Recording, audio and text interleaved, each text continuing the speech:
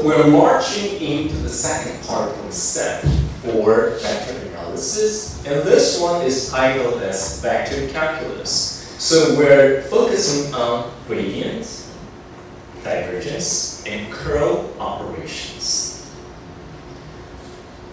Believe it or not, there's actually a book just focusing on divergence, gradient, curl, and all that. So if you're interested, you can read that book. But usually, to my understanding, all the engineering students really hate math, so you're not going to read that book. Today, for the next 30 minutes, I only want to emphasize on one single operation, gradient. Okay? Even though we have time, we're not going into divergence. I only want to focus on gradient, and I really want to show you the importance of understanding the differential length for all three different orthogonal coordinate systems. So, what is a gradient? You have to understand the operation based on whether this operation is working on a scalar function or a vector function. So by definition, well, let's take a real life example, what we already learned. We have y equals f of x in one dimension, right? We only have one variable, so it's a one-dimensional function. We have this beautiful blue plot, right? What we learned in the past is how can we find the rate of changes to this plot? The rate of change, by definition, think about it, is just the slope, right? So how to find the slope of this trace for each point? You make a differentiation. Right? For example, at this point, we know the slope. After you perform the differentiation, you have this red line. So at this point, you have a positive slope. At this point, what would your slope be? 0, right? So at this point, the rate of change is 0. At this point, the slope is negative, right? So you can find the slope. But what is the benefit of knowing this? Let's take a look at this map. This is a two-dimensional map. Okay. So imagine this is a map of our humanity college. We have a mountain, right? So this is like telling you the heights. The contours are having the same height of our humanity college.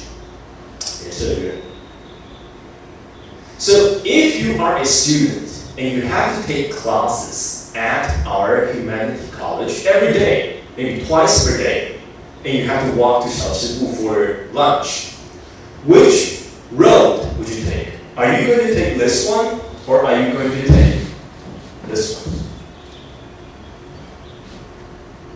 What's the difference?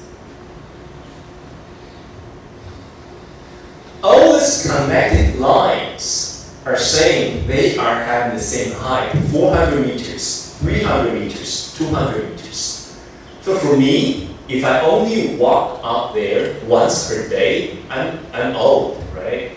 My legs are really not so powerful anymore. I like to take this road. Right? Eventually, I will reach the College of Humanity, but I have to walk for a longer distance. So why am I choosing that path? It's because the slope is not so steep. So I can walk easily, even though I have to walk for an overall longer distance. So this is the path where the rate of change in height is the smallest. For you, like my TA, she's very young, she's only 20 plus. She'll prefer to take this path, right? You start on 100 meters and you reach to the College of Humanity in a very short distance. So if her legs are strong enough, she could reach and take the class within maybe 5 minutes. But I have to take 20 minutes in walking.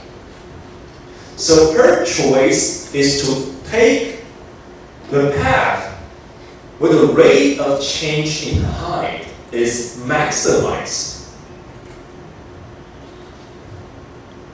Okay? So now I'm going to define, I'm using a live example to tell you what is the meaning of gradient. A gradient is trying to do some operation on a scalar field. Heights are scalar, right? Heights are scalar. But after you take the gradient of this heights, you arrive at a vector because you have directions. Like the slope, you have going up, you have going down. Okay? But the meaning is, the gradient is trying to find a vector so that along the gradient direction, if you take that path, this red path, you are guaranteed to change in your height in the shortest distance. In other words, when you find the gradient, you are trying to find the direction and path with the maximized change in that scalar function. Okay? Point by point. So this is the official definition, mathematical definition for gradient. But the meaning is, let's come back to this two-dimensional map. We have the constant height contours. If we perform a gradient for this map, we can find this red path as our gradient, showing you this is your shortest path to achieve if you want to take a class, right?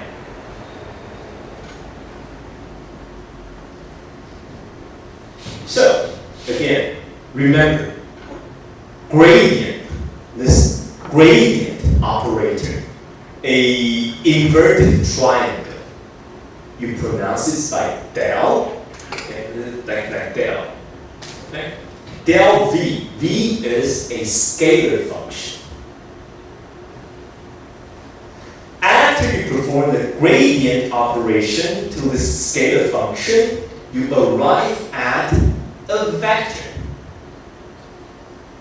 And by definition, you're trying to find the change of your scalar function in that shortest path. So you perform the gradient, you find the path where you can change your V in the shortest distance. Okay? So what's shown here are two equal potential surfaces. And this is V1, this is V1 plus dV. Think of V as your potential or height. This is height number 1, height number 2. So if you perform the gradient, you will have this direction or this path.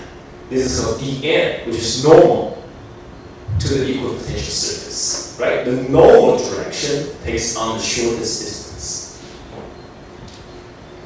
So if you take the gradient to the height, the gradient will be positioned or oriented in this direction, P1 to P2, telling you this is the shortest path to climb from level 1 to level 2. Okay? Just like the case I showed you. But if you prefer to take another path, like P1 to P3, is it okay? Of course it's okay, it's your choice. But you can reach from this level to this level along a longer distance, so you have to walk longer, it takes more time. But if you prefer, why not? So I'm using this knowledge to derive gradient formula expressions for all three orthogonal coordinate systems. So be very careful.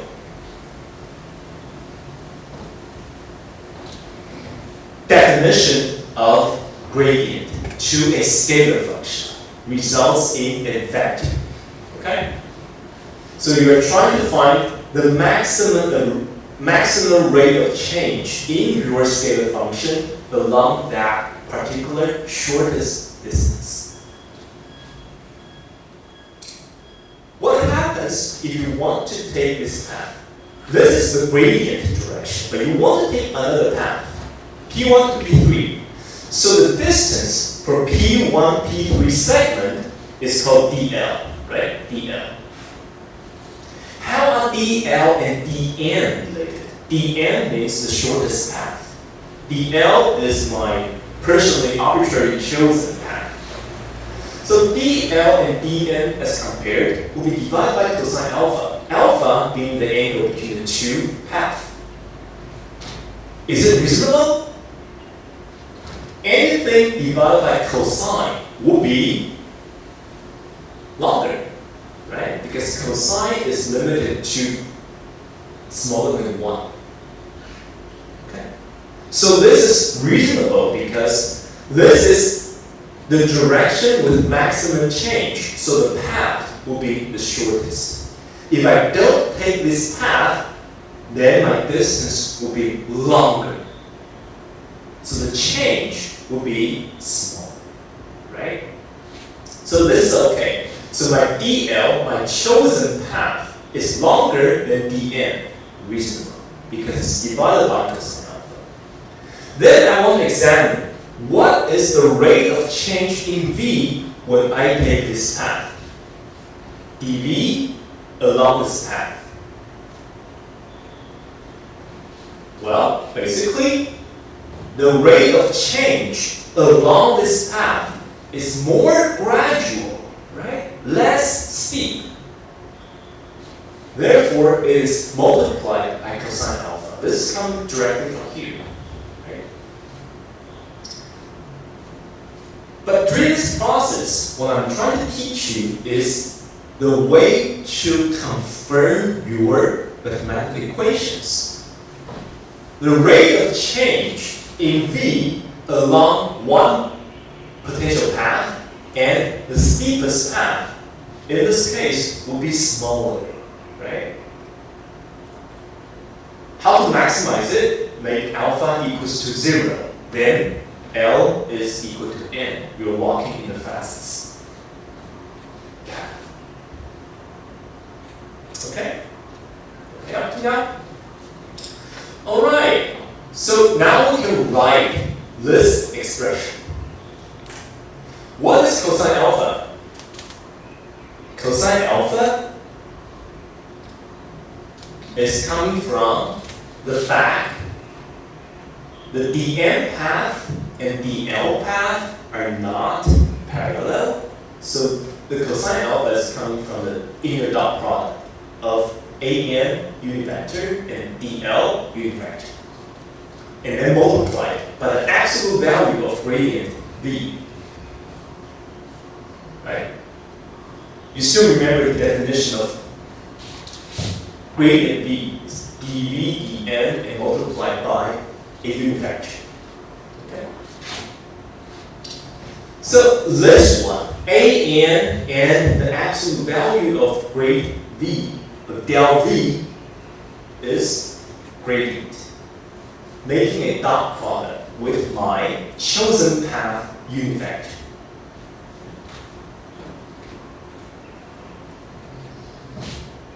So what does it mean? It means if I take on my personal choice of path, then the rate of change, the change in my scalar function would be the gradient making an inner dot product with my differential length. Think about it. Does it make any sense? Gradient of V tells me I can get the maximum amount of change in V along this particular path. But like you, students, when your parents tell you to do this, you don't want to do it. You want to choose another path, right? Your parents tell you to go to Jiaotong University, you come to Tsinghua University, and you make the right choice. So you want to take another path, but the price you have to pay is you have to pay more work. You have to do more work. You have to walk for a longer distance in order to reach the same change in V. Okay.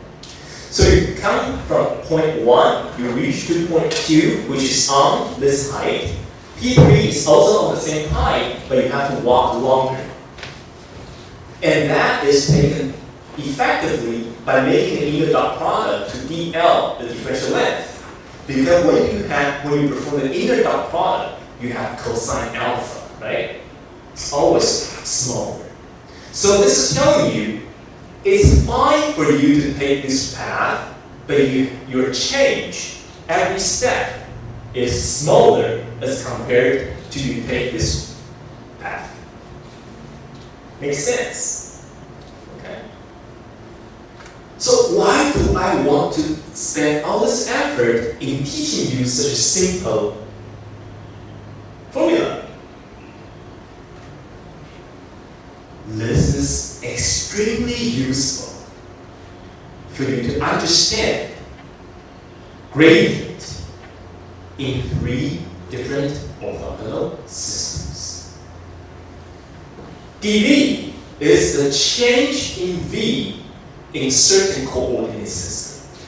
dl, we spent lots of time on dl, differential length, right? For all 3 different orthogonal systems. So if we were working in different coordinate systems, once we know this proper formula for dl, then we know gradient of v for that given coordinate system. So let's go over it. If I first try to express everything, v, dl, in Cartesian coordinate, dv might change in the scalar function in Cartesian coordinate is a partial differentiation of v to x and multiplied by dx, plus scalar function making a partial differentiation in y and multiplied by dy, plus in the z direction. Okay? So this is straightforward. This is not coordinate dependent. dl. Do I know how to write down differential length for Cartesian coordinate? Yes. We spent 40 minutes on it, right? So this is x direction times dx plus y direction times dy plus z direction dz. Straightforward. So now, ask yourselves. You know the answer to the left-hand side. You know partially the answer to the right-hand side. But now you want to make a scalar, a vector, dot product of this dl to gradient of v, also a vector. And you have this answer. What would your gradient be formulated in Cartesian coordinate?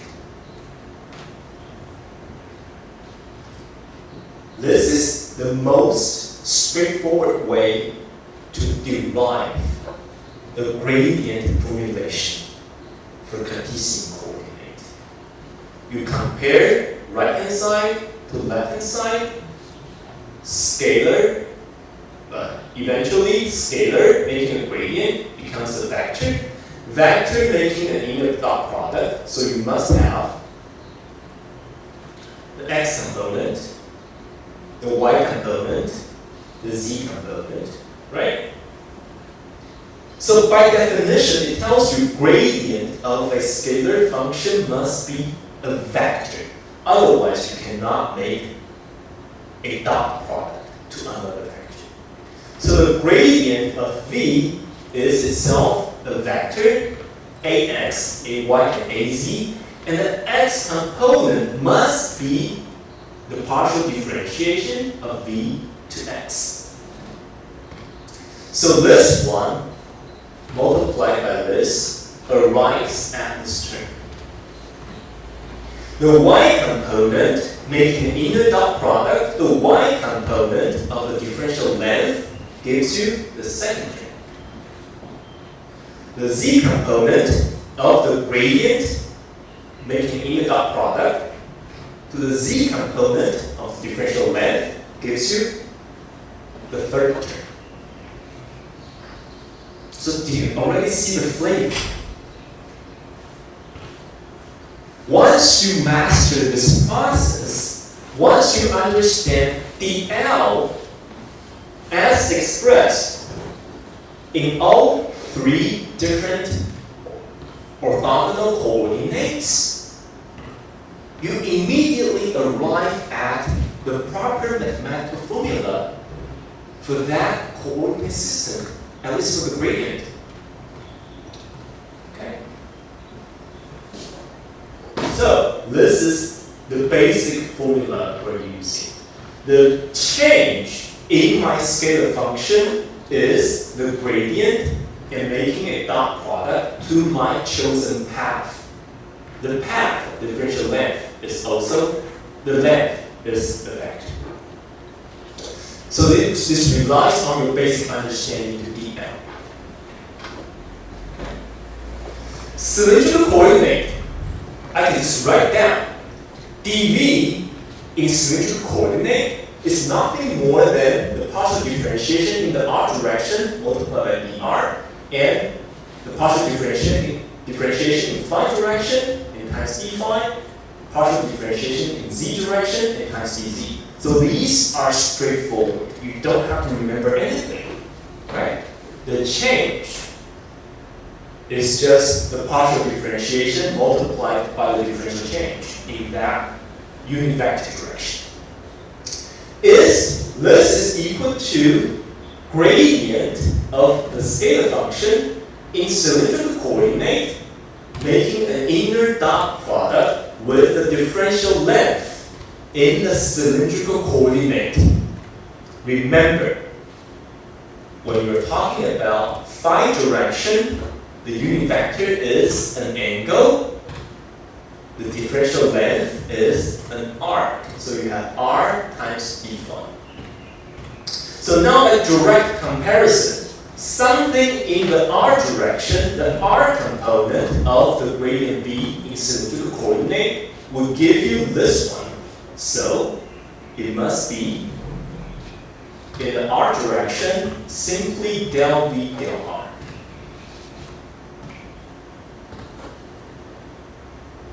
But it's weird. The second term, you have r times d phi multiplied by something, the r is gone, right? There's no r in the result, so you have to divide by r. So gradient of v in cylindrical coordinate for the phi component, you're making del v to del phi, but then you have to remember you have to divide it by r. Why do you have to divide it by r? Because here in your dl, you have a multiplication of r. So this r times this 1 over r gives you this. Okay? So this is the most straightforward way. So once you know this, there's no need for you to memorize anything.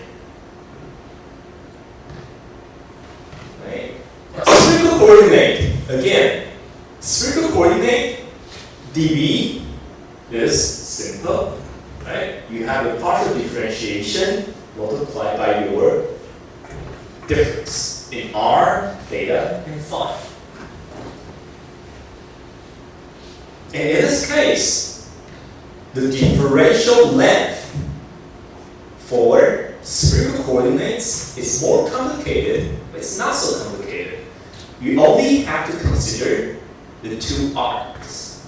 In the theta direction, the arc length is the entire radius multiplied by the theta variance.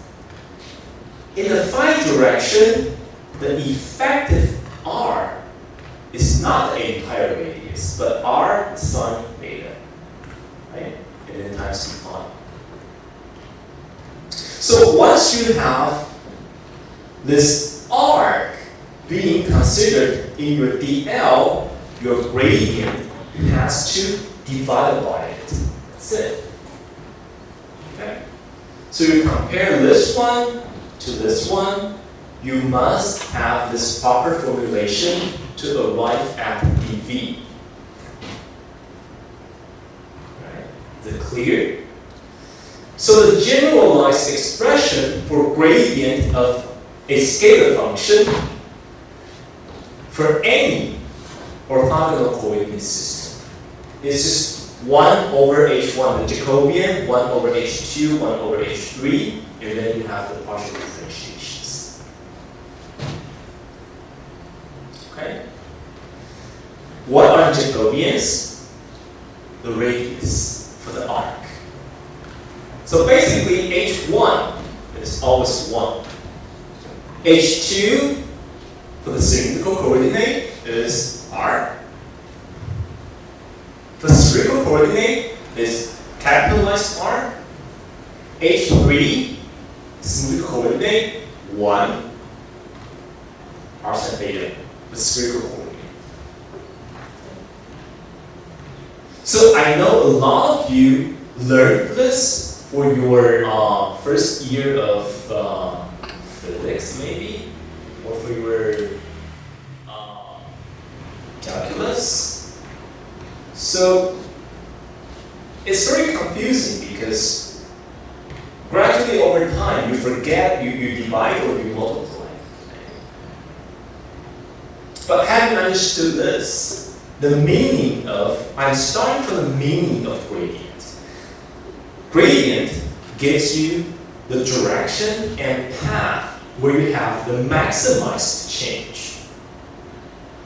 But if you take another path, then your change will be smaller.